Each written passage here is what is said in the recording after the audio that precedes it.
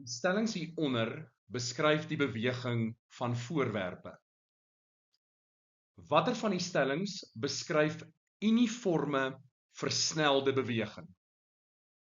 Die korrekte antwoord is B, slegs 1 en 3. Stelling 1 lui, 'n veer val vanaf 'n sekere hoogte binne 'n vakuumbuis. Nou, in 'n vakuumbuis is daar geen lugweerstand nie. Die enigste krag wat dus inwerk is gravitasikrag. So die versnelling gaan konstant wees en dit gaan gelyk wees aan 9,8 meter per sekonde kwadraat. So stelling 1 is korrek. Volgende kyk ons na stelling 2. Hierdie krat gly teen konstante spoed oor 'n gladde horisontale oppervlak. Konstante spoed.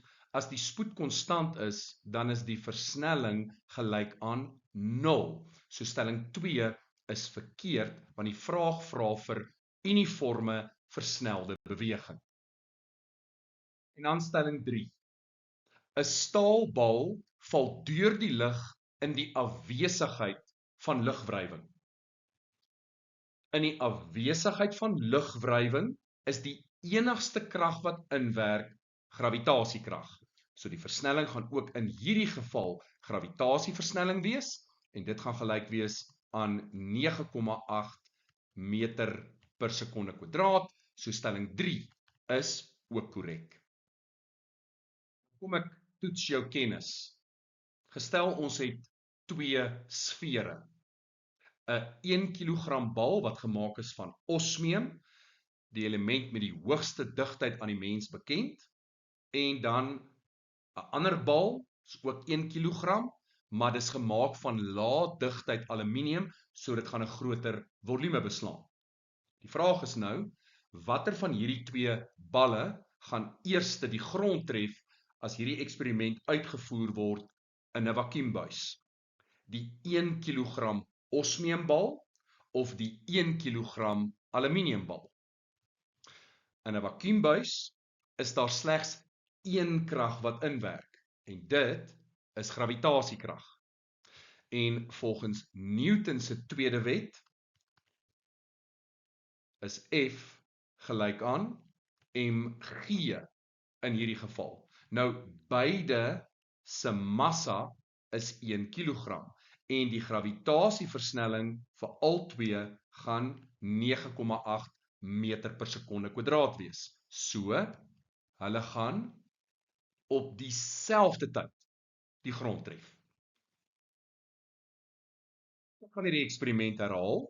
Hier is ons 1 kilogram osmiumbal, daar is ons 1 kilogram aluminiumbal en hier gaan ons 'n 2 kilogram osmiumbal byvoeg.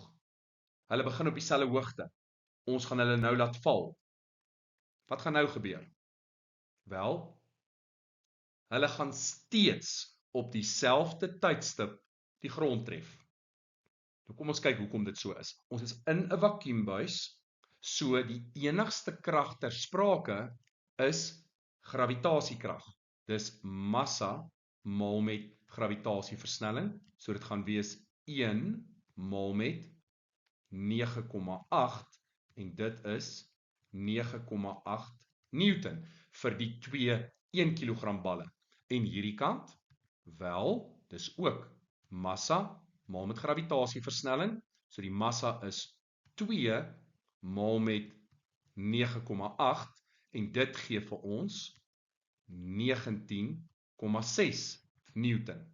So duidelik, 'n groter gravitasiekrag werk in op die 2 kilogram bal as op die 1 kilogram balle. Maar wat van die versnelling? Newton se tweede wet, F is gelyk aan ma, dus A is gelyk aan F op m. Nou kom ons gaan pas dit toe op hierdie 2 scenario's. So, vir die 1 kilogram balle is die krag wat inwerk 9,8 Newton en die massa is 1 kilogram. Met ander woorde, die versnelling is 9,8 meter per sekonde kwadraat. En in die geval van die 2 kilogram bal, die versnelling is die krag wat hier inwerk, en nou is dit 19,6, gedeel deur die massa, en dit is 2 kilogram, en dit gee vir ons ook 9,8 meter per sekonde kwadraat.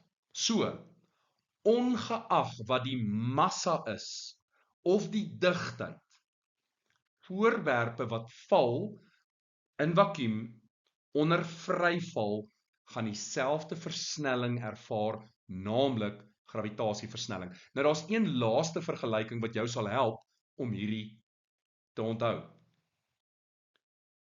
Jou eindsnelheid gekwadreerd is gelyk aan jou beginsnelheid gekwadreerd plus 2 maal met die versnelling maal met die verandering in vertikale hoogte.